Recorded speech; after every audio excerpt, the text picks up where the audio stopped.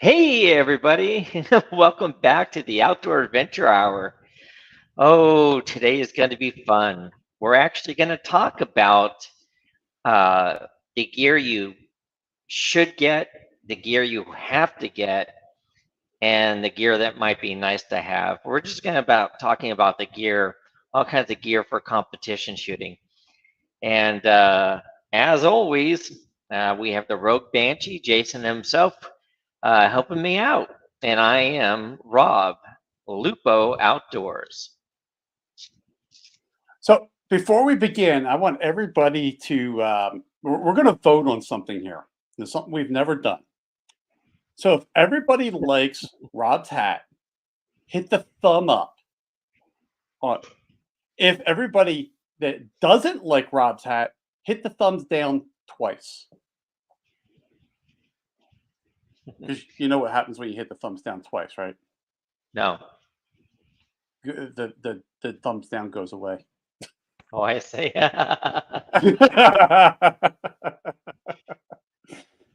So yeah, last week Rob decided to throw me under the bus with this thing. Not that he hasn't done competition shooting, because he has, but it was kind of one of those things that we've talked about for a while. About, and we've kind of talked a little bit on the podcast and stuff like that about competition shooting. We always talk about, go to your first competition, even if you don't have all the gear, shoot with what you got, and then chances are someone there will lend you whatever you're going to need, and that's kind of cool. But before we get too into that, Mandatory Carry gave us a super chat of $2. Thanks, brother. I appreciate it. So it's going to be late, but he's going to catch us on the rerun. And just remember, everybody, you missed something, you can always come back and catch up on it, or just watch it over again too. That's always the thing. But that is very true. Yeah, Rob. Because our competition shooting is like completely different from each other. I mean, That's just true. one of those And things. And there's Eagle Run. Eagle Run is out there. What is up, Eagle Run dude, 23? Eagle Run 23, how you doing, buddy? But yeah, so I mean, you do the shotgun stuff, get into the rifle stuff. I do the pistol stuff, and then kind of dabble into the rifle and the shotgun stuff. And it's so weird that we have, it doesn't matter what you shoot, what competition you shoot, it's always the same thing. It's like people are there to help you. They want you to get through the competition. They don't want you to suffer. They want you to have fun. They want everybody else to have fun with you. I like to point out that when you look at all the different types of competition out in the world, everything, whether you're track, everything out there, like archery even, and sailing, everything. Competition is rough. Everybody is like, bloodthirsty. Shooting competition is the only sport I've ever been involved with where the other shooters go out of their way to help you and help you Yeah. succeed. Because it's not about, to a lot of them, it's not about, oh, I've got to win under any circumstances. It's about growing the sport to them, and it's one of the last sports out there where the participants are more concerned about growing the sport than they are about the people that are there to compete against them. And the Yeah. encouragement you see with brand new shooters is overwhelming. It's It awesome. is. It is. It's so cool because I've been to USPSA matches where someone coming off the firing line on a stage, people are like, hey, you got to start looking at your front sight more. They're getting you point. And it's not criticism. They're not doing criticism at all. It's just they just want you to be a better shooter.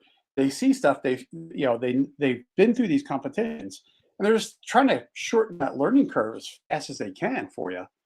And we were talking earlier. I was talking about gear. You shoot with what you got. When I started shooting USPSA with my SIG P320 X5, which I can't show because we're live, the gun was so new, there wasn't competition holsters out there for it. You were going to have just a custom holster made. And what I actually did is this crappy paddle holster that came with my P365 was on my gun belt. This was my competition holster at the time. I had a leather holster for my everyday carry for my other 365, but for the X5, I just wasn't going to run leather. So I ran this crappy paddle holster, and I had a really nice belt, and I had my mag holders, and I had this kind of crappy paddle holster, but it's what was available to me at the time until people started coming out with holsters. I mean, this is from Ghost, and it's a really great holster. But the one thing that's kind of cool is when you choose a discipline, a lot of times if you're going to go do something else, you can reuse equipment. So this was there's my mag holders for my mags. Then I had this holster. Then when I started shooting 3-gun, well, then I just on the front I added my shotgun shell holder and then my AR mag holder off the back. So once you start buying crap out, yeah, I just crapped out there for a minute, Yeah. didn't I? I was like, once you start what? once you That's the last we heard was once you start. Oh, that's okay. I probably got censored because I was like that. No, never mind. But yeah, it's just once you start going down this thing, like USPSA, and then you want to go into 3-gun, you just start adding to your gear. You don't have to go buy it all at once. Shoot with what you got, and then start worrying about all the other stuff that's going to come along. Let me ask you a question there, Mr. Jason. For people who are just beginning in like 3-gun, what's the first pieces of gear and the order that they should get them? These are must-have pieces of gear. Well, you see, it's tough. That's a really tough question because I would start with whatever gun you're most comfortable with. For me, I'm most comfortable with my pistol because I'm a pistol shooter. Yeah. Well, let's say So they already have their guns, right? But that goes into my gear though. So if I'm most proficient with my pistol, I'm going to work on my mag holders and my holsters for my pistol because that's where I'm going to make up the most amount of time to make up for. Well, I suck at long gun and shotgun. So I would focus on my gear for my pistol before I really start worrying about, like pimping out a rifle. All right, so talk about that gear. What gear for the pistol? I would start with your belt. So this is this belt's also from Ghost, but there's belts out there from Double Alpha that are basically the same thing. I would start with a belt. They're not that expensive, and then like Ghost even has like starter kits where you can get some mag holders and stuff like that. They kind of give you a discount. But this is a 2-part belt system. You can see there. Here's the inner belt right here, and this is actually the belt that goes through my belt loops. So what happens? I feed this through my belt loops. And then my outer belt actually attaches to the Velcro of this. And that's how I do it. But I would start with a belt, but even then, you can still use like a regular 1.5-inch belt. Just try to get some get something thick and stiff because that's going to be a problem. If you go out there with like a nylon wet belt, it's not going to work. And it could actually be against the rules because they'll say that you need to have a stiff belt. So even if you don't want to go this far, start off with a nice, leather belt that you have, something that's thick, and then start working on your mag holster, your mag holders, and your holster. If you're going to do mag holders, like I said, you're going to start with what you got. If you have the mag holders that have the flap over them, you don't want those in competition. Those are going to get in the way. You can actually kind of flop them over and kind of attach them on the backside to get them out of the way. But those things are going to be a nightmare for you. Try to go with an open design like these, so that way you can just grab your mags. But whatever you do, you want to make sure that everything stays retained. That's a big thing, because you start going through a course of fire and you start dropping gear, that you're either going to not have enough ammunition to get through because you dropped all your mags, or you're going to have to slow down to pick up all your stuff. And that's the thing with 3-gun, is you might actually have your pistol. You may have a stage where you're running your pistol first, and you have to keep your pistol holstered while you do your long guns. If your pistol comes out of the holster and falls on the ground, you are automatically disqualified. It's like if you drop a gun, if you drop a gun, any gun, you're disqualified. So whatever gear you have, just make sure it retains your mags, your guns, stuff like that. But that's where I would start. Is I would start working with what you have. If you have the money to do this stuff, I think my belt was like $55. There's mag holders. I think I have about $75 in my mag holders, and that holster, I think I got about 175 into the holster itself, which is why I ran this for the longest time. Even after that holster came out, I still ran this holster for a while. No, it makes perfect sense. But don't go cheap. If you don't have the money for something, run something else until you have the money to get the better gear. I concur with that. But so that's the problem I find with a lot of different competitions. Like you were talking about the belt. I've seen the belts, good belts, as cheap as $20 each. Yeah. And I've seen them up to $200 or $300 each. So it's like you don't really need to break the bank to get something that's actually gonna work for you. I saw one it's $300 and it's a custom engraved belt buckle. And I'm like, who cares? Yeah. If you got the money to spend, go for it. And if you're going to go with a 2-belt system, see if you can try somebody else's belt first to see how it works. Because like this belt and double out, Ghost and Double Alpha are the big ones for the pistol and 3-guns. But the thing with them is the Double Alpha is more comfortable than the Ghost. The Ghost is a very stiff belt, which I don't mind, but at the end of the day, it does kind of dig into your hips a little bit because you're moving around, and that belt is retaining everything. So talk to people. Like even before you go to your first shoot, show up to one, just talk to people. If you go up there and say, "Hey, look, I'm thinking about shooting this. What do you think?" People will be more than happy to show you, give you show and tell. Like I remember I was at a shoot. It was basically a steel challenge shoot, and these mag holders were fairly new, because if you see, these mag holders actually face out, whereas usually it's bullets forward. These ones face out.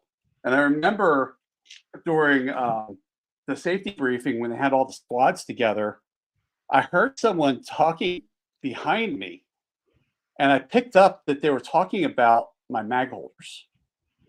And it was a father and son. The son was like, "I don't get the mag holders," and the father was explaining how they worked. And like when we had a couple of minutes, and I just turned around and talked to the father. I go, "Here, he come over here and just like grab one of the mags out of my holster, out of the thing, and see." And the kid was over there like pulling things out, and it was really kind of cool. I ran into that kid later. My squad, we were the more experienced ones. So we ran through our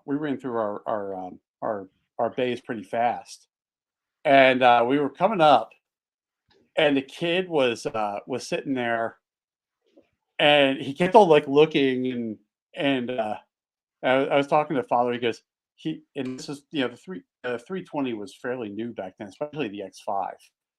And he goes, he wants a 320 so bad. He really just thinks they're really cool. And this is before I was running red dots. And I remember when we were cleaning up, I was like, I told him, I go, here, after we're done cleaning up, come find me. And he's like, okay. So after everything was cleaned up, the kid comes up with his father, and he goes, he wanted to talk to us. I'm like, yeah. I go, he's shooting a 320. So I loaded up the gun for him, and the kid just had like the biggest grin on his face. But yeah, um, really just work on what you have first, and then figure out what you like by talking to other people and trying other gear. So one of the biggest mistakes I see in all competitions that I've been involved with, I mean everything, is people are like, that's the coolest thing I've ever seen. Here, let me dump a mortgage payment and buy all this gear. And then Yeah, they walk in, and we've talked about this before with shotguns. They walk in, they'll go to their first, competition, they'll do one or two competitions, and you'll never see them again. Yeah, it's not for yeah, me. You just dropped thousands of dollars, yeah. thousands. And even if you sold it now, you're not getting all that money back. That you've It's wasted that gone. cash. Minimalize. Figure out whether this is for you or not.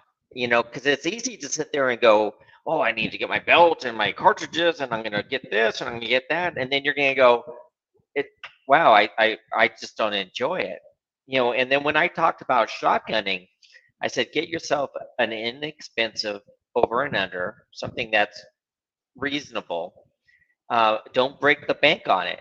Figure out whether or not skeet, trap, or sporting clays, or all of them are something you enjoy before you Well, start if anything, investing tons of money. with anything, I mean, if you go get one of those, those Turkish shotguns. I mean, are they the greatest thing in the world? No, but they're not bad either, right? I mean, Yep. there's some pretty decent ones out there.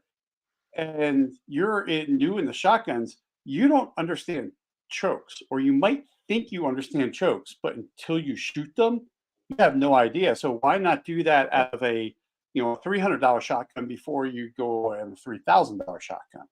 Exactly. I always, it's like when I got it, like I said before on a previous broadcast, we were talking about, skeet and trap and all that stuff. So when I joined the skeet team with, a $500 Mossberg over and under, and, the first chokes I bought were skeet chokes, because I knew that's what I needed on that shotgun. So, yeah, don't buy a shotgun if they don't have skeet chokes for it. But I went through about half the season and realized I love this. I like my team. I like interacting with the other players. This was enjoyable. And then I went nuts and bought my Beretta DT10 EELL. And yeah, car, shotgun, a brand new car or a shotgun. Yeah. Yeah. The sad thing is the shotgun's going to keep its value. Yeah, If you buy the right one, it's going to keep its value. yeah, it's a great thing. So, let's talk a little bit about like gear for competition shotguns, and then we'll move on to other types of competitions out there. Um, One of the reasons why I chose this subject matter is, shooting competitions are actually gaining ground right now. There's more and more different types of shooting competitions out there right now. And like I said, you want a friendly group of people. This is a great group to get into. I just went to a steel target competition about a month or two ago. I have a friend of mine who is a gunsmith out here, and he runs these out at the outdoor range where he's a member.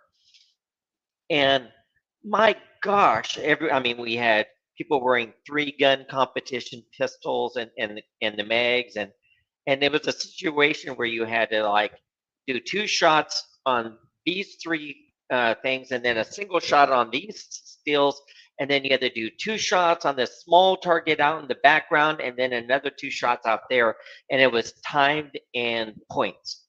And that was really, really cool. I saw people using 22 rifles. I saw people using 9 millimeter carbines, and people using pistols, and and and everything from 22 caliber up to 45 ACP. And everybody was so encouraging. Like, oh, have you done this before? Yeah. No. Oh, you should get into it. It's a lot of fun. And what I loved about it is when somebody would go up and they would do the run, people would applaud and say like, "Great job, you did really, really good." This is their competition. And then if someone totally smoked their score, they're like, "Dude, that was amazing run. You did great." And I saw girls and I saw guys, and the ages, as young as 18, and guys in their 70s, people up into their 70s, and everybody encouraging each other. Um, and you got to respect that. How wonderful was that? So let's talk a little about my competition levels. So I got into skeet, trap, and sporting clays. Mostly sporting clays. We refer to it as shotgun golf because Yeah. we go from we call each station a hole. So we go from hole to hole in shopping carts with these gun racks. So often, your shotguns are mounted on them, and your gear's in the back, and so we call it shotgun golf. And what I really, really loved about it is every time you go to sporting clays, no matter where you go, it's different. It's really different. And Yeah. like out here in Florida, we have blackjack sporting clays. That's where I go, and I absolutely love it there. Great, great place. If you're here in the Central Florida area, it's over by Leesburg. It's called Blackjack Sporting Clays. They did not pay us for this. I'm just telling you, it's a great place. But what I love about it is closest to the clubhouse.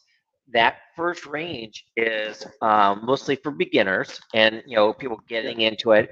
And then as you go farther, farther away from clubhouse, the courses become harder and harder and harder. So no matter what level you are, you should always have a coach to sit there and help guide you and help train you more because you're always learning. So I've been doing sporting clays for a long time, and I hired the local pro guy there as my coach to make sure, because I can't watch myself shoot at that time. So he was sitting there and like, hey, we need to adjust this and we need to modify this, and where are you holding for this hole and so forth. And so when I completely like aced the first 2 courses, I was like nailing everything. He goes, all right. So this next week we're gonna go over to that course, and I was missing, and I was like, here I'm like, I got this, and I'm like, what the hell? I'm not breaking these. And he goes, all right, let's figure out where your hold is, because as they become faster and as they become more relevant, you got to hold at different locations. So when we're talking about gear for like sporting clays, so sporting clays, trap, and skeet, there's common gear that all 3 use. So we're going to talk about that. First of all, if you're out hunting, you might fire 25, 50 shots, probably max. If you're going to be out duck hunting, I mean, and you have a limit. So, and that's assuming you're going to shoot at all if any ducks come. But when you're playing like skeet, it's $25 a round, and when you're doing a competition, you could be firing anywhere from 100 to 200 rounds that day. Well, in sporting clays, I've shot 200 to 300 rounds a day in And a 2-day it's not competition. hard to, it's not hard to either. It really I isn't. mean, because you're going to want some practice. Yep. Um, it's now when you're shooting a 12 gauge, that recoil comes right here into your shoulder or here on your left hand side. It depends on obviously if you're right or left handed. Um, so the first thing I always recommend for people getting into any type of shotgunning is to get a vest. Now the vest often has a pad here, but I recommend that you get a vest that has a pocket right here on the inside so you can put a gel pad. And they make these shotgun gel pads that slip right in. Trust me, when you're brand new, I don't use it anymore because I'm used to it, but when you're brand Yeah. new and you shoot 50 rounds, you're like, oh my God, because you don't It, quite understand how to hold. And then it has two big pockets on each side. And what happens is you use one pocket for your 25 rounds of ammo in the box. You just rip off the tabs and you put the box directly in. And then the other pocket is for your shells if you want to collect your shells, or you can dump your shells. I always collect my shells because I reload. So first things first. I'm assuming that you've gotten your gun, right? Because obviously you can't compete yeah. unless you have a shotgun. So with that being said, don't invest a ton of money in your shotgun. You want to make sure that you're going to enjoy the sport as it is. Now, if you're already a hunter and you have your favorite shotgun, well, then you're set because you already know Yeah. that Use gun it. really well. Right, use what you have, like Jason said. So that vest, and then like I said, don't just buy a vest that has, stitching with some padding here. Get one with a gel pocket. And then, buy the gel. They're not horribly expensive. And make sure it's a vest that not only fits you, but it is also comfortable. That's the first thing you should get more than anything else. From there, start looking at things that help protect your shotgun. So when I'm resting, remember when you're doing shotguns, the barrel's always pointed down and your break is open. So there's toe guards and there's barrel guards that you can put. I have one, it's a foam with a magnet on it, and I just put it on the tip there. It acts as a flag to let everybody know where the barrel's pointed. My brake's open, but I can actually rest it on the ground and not worry about, fouling my barrel. That's enough. Yeah. And then I have a shoe thing that attaches with a snap onto my top laces of my shoes, and it's a leather pad where I can arrest it directly on my shoe, and I don't have to worry about messing up my shoes. But it's a safe place to maintain the barrel. Other It's so things that funny you should go when ahead. you first told me about that. I was just like, because I had never heard of something like that before. I'm like, why the hell would you rest your barrel on your foot? And tell me about this. I'm like, yeah, that stuff never existed back when I was doing this stuff. Um, it's just like maybe I got spoiled because I was just so used to holding my all the time as a Yep. kid, or I was spoiled because the course I was at had shotgun racks at each stage that you could just kind of put your shotgun down and kind of sit back and relax. But yeah, you told me about that shoe thing, and I'm just like, wait, isn't that like violate every rule of safety? And you're like, yeah, but my gun is broken open and it's unloaded. I'm like, all right, I can see that. So let me explain why you want to rest the bulk of the weight and not hold the bulk of a weight. So if you look at a lot of military practice, they'll hold the rifle out in front of them and they have to maintain that. Well, a lot of the people who aren't used to it, they'll sit there and go, yeah, I've got this, I got this. And then after a minute or two, the arms are Their arms are shaking. burning. Yeah. They're like, oh my God, oh my God. So muscle fatigue is the reason. when you're swinging the barrel and you're trying to maintain, you want your muscles to be as fresh and oxygenated as possible.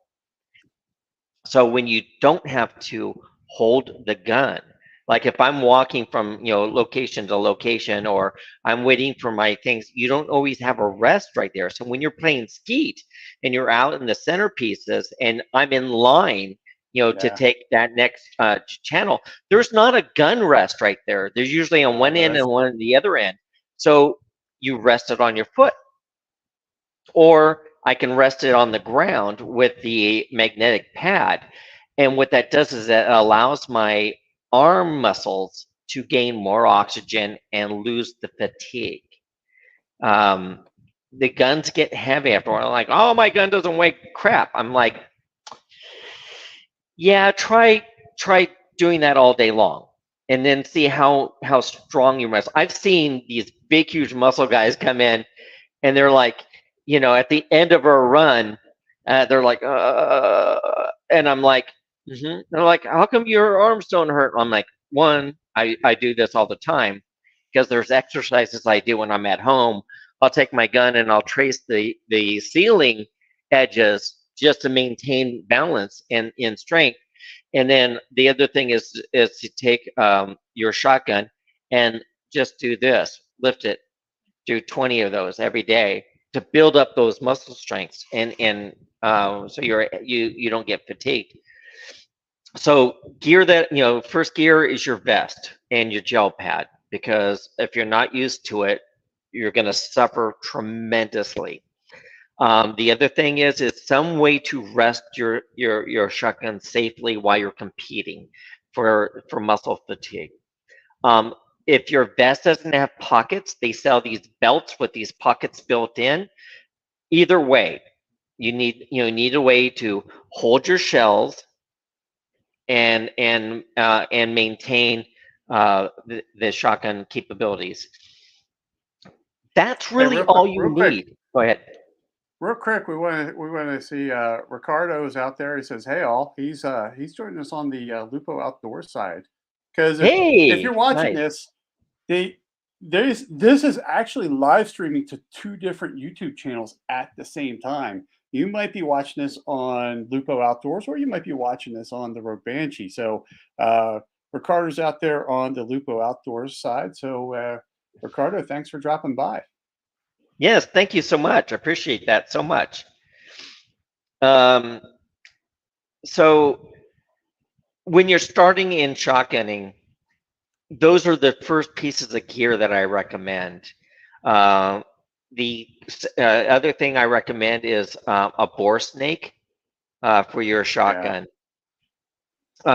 because Well, when you talk about rifle shooting, a lot of the professional long range rifle shooters don't clean out their guns until about 200 or 300 rounds, because that fouling, they want the fouling in there.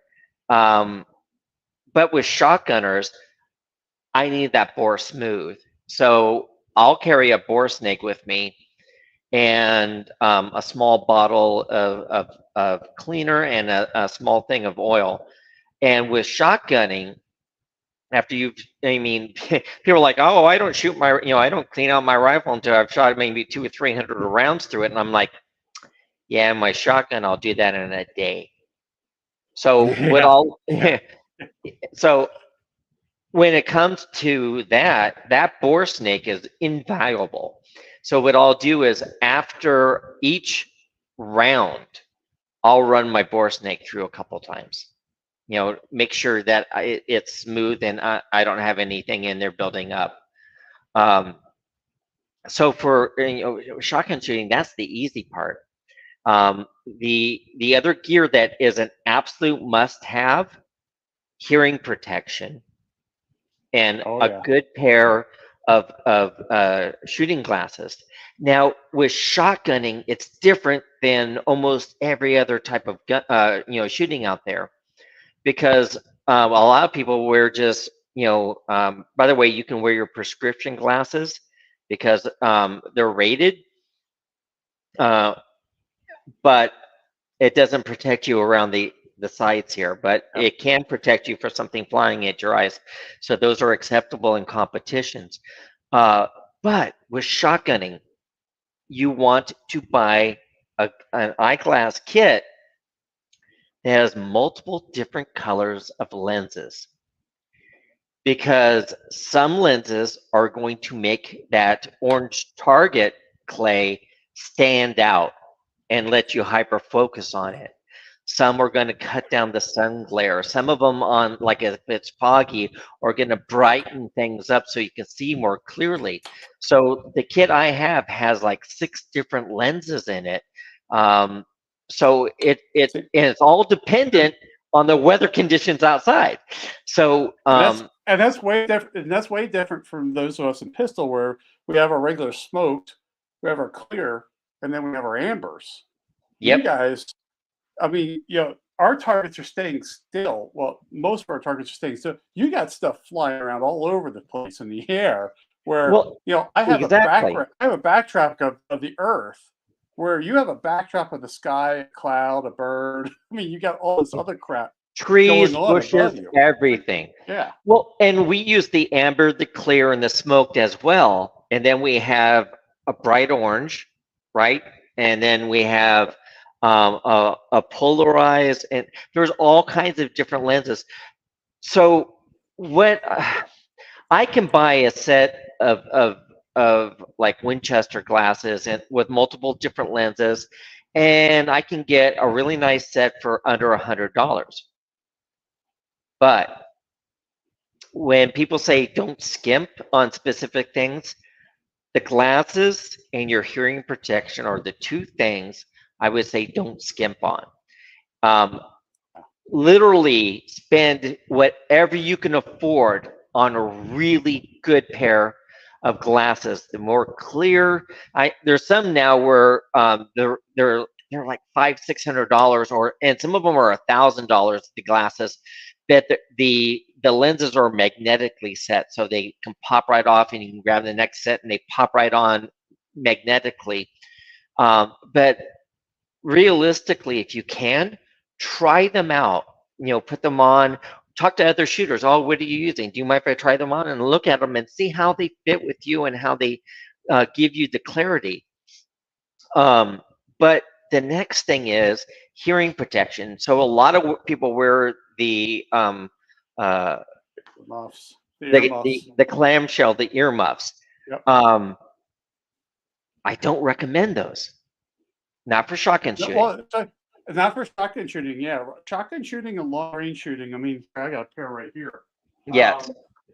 They even though some of them have a cutout for the stock, it Right. still doesn't work, because once you get your ear up against that stock, these things start lifting off. And when you have glasses that go underneath them, they'll start lifting off. They start lifting off, and what happens? You have leakage. I mean, these require clamping. Full seal. Get them up against to get a full seal. Me with glasses, and you're supposed to be wearing glasses anyway because you're shooting.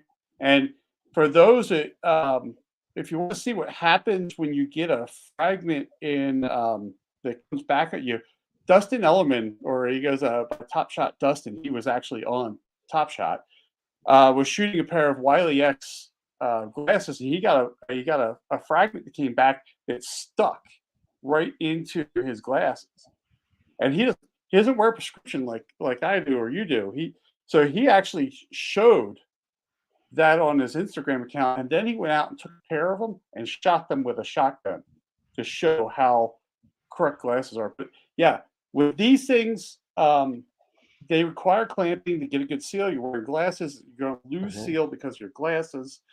They're not good. You're going to lose seal going up against your stock. These are not bad for pistol. For pistol, it's great, but man, for a rifle, I absolutely recommend those for indoor shooting ranges. Absolutely wear those.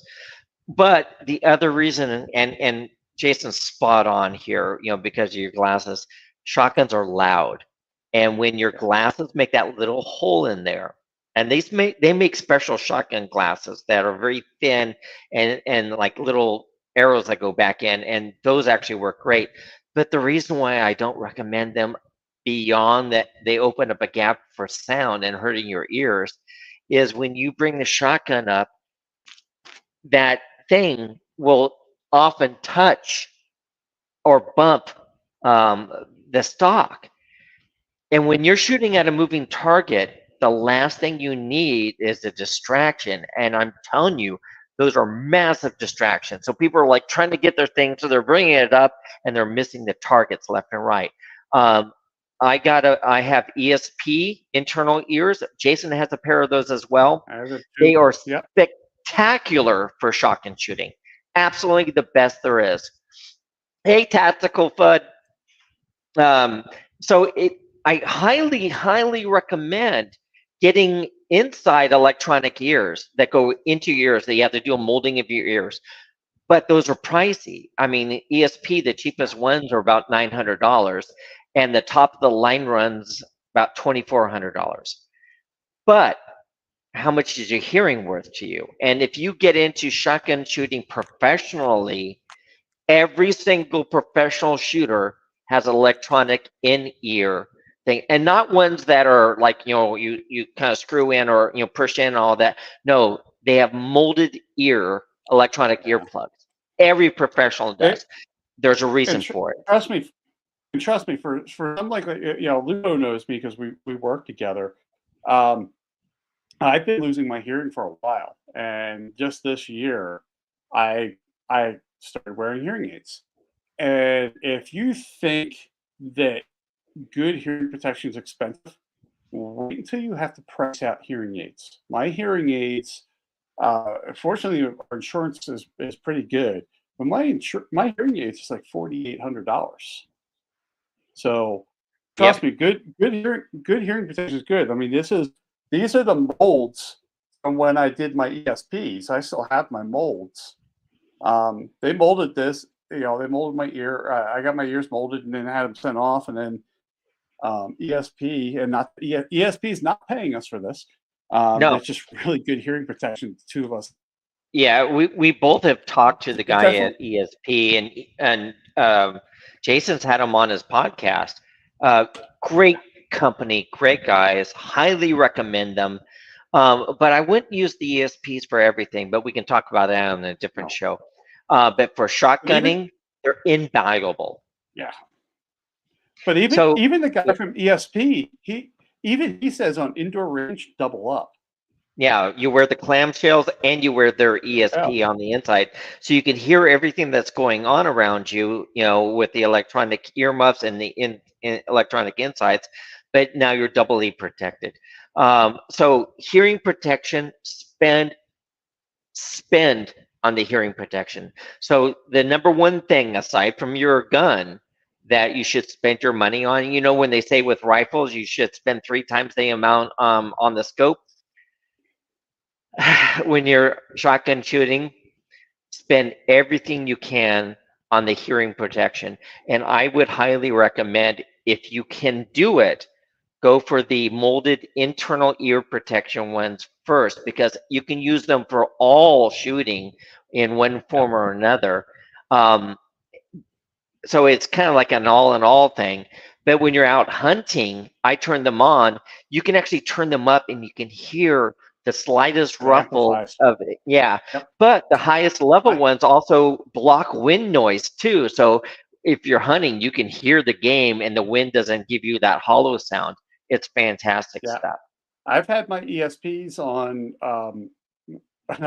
I was out shooting. I was actually filming for another video, and then that footage actually made it into the video I did about ESP. I was sitting there shooting, and I'm just like, I hear rain, and I didn't even have them turned all the way up. I'm like, I hear rain, but I'm not getting wet. And I'm like, I kept on looking around, like, what's going on?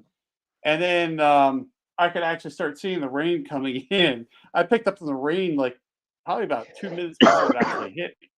So good hearing protection can help you out in the field as well. So yeah, definitely Excuse me. definitely think about that. So let's talk about rifle shooting. Um, I'm not going to talk long range or short range. So, like, whether you're doing 10-22 long range LRs, or whether you're not, or you're doing extreme long range shooting, rifle shooting has some common gear. First, eye protection. You don't need to go like you did with shotgunning and get the 6 different lenses: amber, clear, and smoke. Perfect. That's really all you need. Back to hearing protection. Now, the problem with hearing protection is whether or not you have muzzle brakes on the big rifles. So the electronic, so when you have, if you are shooting at a range where the rifles are sorted off like they are at indoor ranges, the molded hearing plugs don't work very well. They work great to block the noise, but the concussion from the muzzle brakes and the reverb, it hurts. It really hurts. So you might want to just go straight into just the clamshells. That's what I always end up refurbing or going back to. It's if I'm shooting like 10-22s, I'll wear my ESP ears and have 0 problems with it.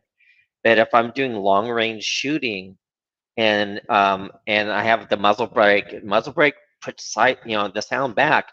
If I'm in a clear area, they work fine. But if I'm in an area anything or I'm around within, you. yeah. Well, the other thing with that is because I have a muzzle brake on my 308. My 308's got a 16-inch barrel, so when that bullet leaves the barrel, that powder's not completely burnt, and it's got a huge amount of pressure coming back out of that brake. That's kind of why I like the 16-inch barrels, because I have so much gas to feed that brake that you almost have to pull back on the rifle when you shoot it. But the other thing is, even if you're not shooting a break. If you're on a firing line, someone next to you is shooting a break. Oh my! Be prepared, because you are not going to be shooting for long. They're gonna blow your ears out. You're gonna get a headache. Yep. So Tactical Fred was talking about how he uses the Axle Ear Pros. So I have so many different types. So I'm in the middle of a move right now. When I'm done with the move, I'm going to be posting a lot more product reviews. And one of the things that I'm going to be posting on my channel is a full review of all the different types of hearing protection out there, from the molded down to just the foam plugs. I have basically samples of almost everything that's out there, including the Axle. And I have grizzly ears, and I have this, and I have that. And I'm going to actually go out there and break them all and tell you which ones are good for what type of shooting and which ones you should not get for those specific shooting. So if you're not a subscriber to my channel yet, please subscribe. You're going to want to see that. I've been planning this out for a while now. It's funny. See, Yeah. this is the first I'm hearing of that video idea. I usually hear of Lupo ideas, but even this is a new one for me. I can't wait to see that one. That would be good, because I've done reviews on hearing protection, but it's an individual hearing protection video. It'd be cool to see across the multiple lines. Well, and I'm going to rate them, and I'm going to tell you where they're strong and where each one of them is weak. And yeah, I mean, literally, I have a stack like this of different types of hearing protection. So we're going to go through all of them on a video. It's going to be a multi-part video probably. So we have about 10 minutes left. So just quick to recap on the rifle shooting, the eye protection and the hearing protection. When it comes to gear for rifle shooting, I also recommend that you should get some stabilization. So bipods. So bipods are kind of necessary for almost all the rifle shooting competitions. Um, uh, Bag rests are really, really good. But what you need to do is you need to do a little bit of research on which competition you want to do, and then talk to the people that are doing that and ask them uh, what gears. I mean, I've seen some bag rests that are $250 each bag, and then I saw a bag where you fill it yourself with this, and it was $15, and I saw a guy win a competition with that bag. So don't do the fisherman trick and go, oh, it's shiny and flashy. I have to spend a ton of money on it and have the same results with something else. But a bipod, scope rings for your scope, invest in, invest. Because if your scope rings aren't really good, I mean, you don't need to spend $500-$600 on scope rings. Some people do, but you need a set of scope rings that aren't going to move a micro miller of anything. They're not going to move at all. And also you need to invest in a decent scope. So I mean, you need to do the track test on a scope, which basically means, you know, turn it 10, turn this 10, turn it back 10. So you want to make a square, and you want to do that about 3 or 4 times or more. And then when you get back to 0, it better be back at 0. Because I've seen scopes where people will do this and like, wait, I'm not on 0 anymore. And I'm like, yeah, that scope isn't going to work very well for you in a competition. Hey, thanks, Tactical Bug. I appreciate that tremendously. You're eating dinner. Would you make for us? Yeah, it's just like school, man. You can't make something. You can't chew gum in class unless you have enough for everyone. So if you're making dinner, man, you got to share. Exactly.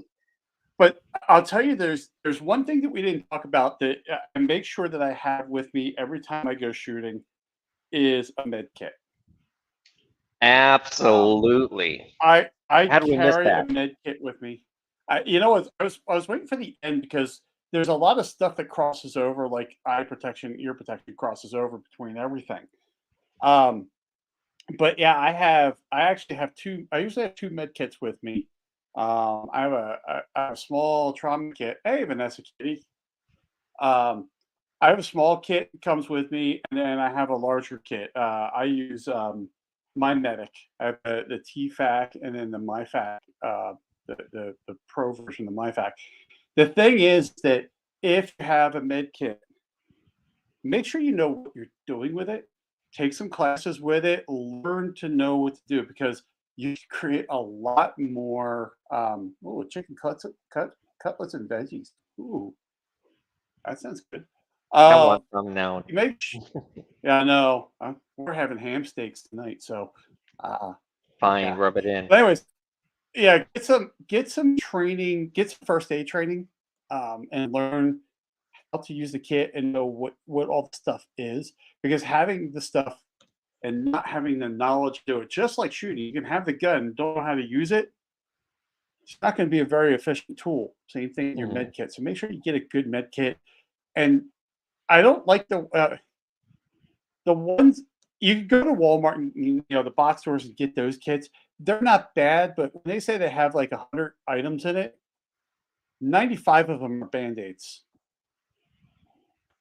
Okay, it's great if you get a cut, but man, if you're talking about something a little more, make sure that you know how to do stuff.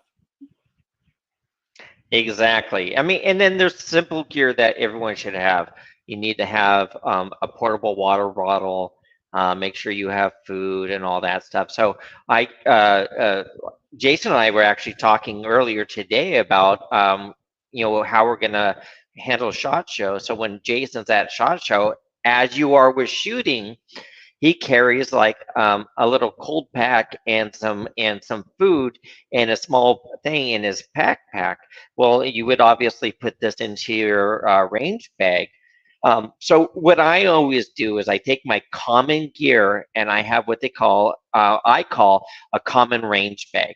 So it's the range bag that I take to all the different shoots I do. And then what I do is from that range bag, I have a checklist of what I need for that specific shoot or that specific rifle. And then I go over to my shelves where everything is labeled, and I add those to the range bag for that particular shoot, or if I'm just going to go out and practice. So, but all my common gear is already in there. My hearing protection, my glasses, everything. Now my shotgun, I have a different range bag specifically for my shotgun, and all my common gear is in there. And all I have to do is add the shells that I'm going to be shooting that day into that bag. But I specifically have that set up. It's organizing your gear is absolutely 100% your key for success. If Yeah. you drive 2-3 hours out someplace and you forget something, you're kind of Yeah. SOL. Now the nice thing is most shotgunners will help you out. Here you can use this, but they're not going to let you use their glasses really. And They're maybe for using one them. or two shots. Yeah, they're using them, and definitely not hearing protection, because glasses and hearing protection is a sanitary thing too, right? So the last Yeah. thing you want to do is borrow someone's glasses and find out he had pink eye. you know, Yeah. That row. would suck. Yeah, that Yep, would suck. yep. But yeah, So yeah, go ahead. I like your idea because I have a kit too. I have two bags. I have one bag that usually has all my gear for shooting, and then I have another bag with all my other stuff. Usually has my cameras for filming if I'm filming that day. It's got my med kit to it. It has a cleaning kit and all that stuff to it. But yeah, it's nice to have to kind of like that. It's kind of like that go bag for shooting, right?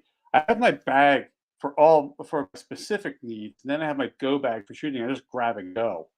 Um, and yeah, it's kind of a cool thing to have that because it just makes things a lot easier when I'm packing up because I know I have, in that bag I'm gonna have some foamies and stuff like that just for Yep. that.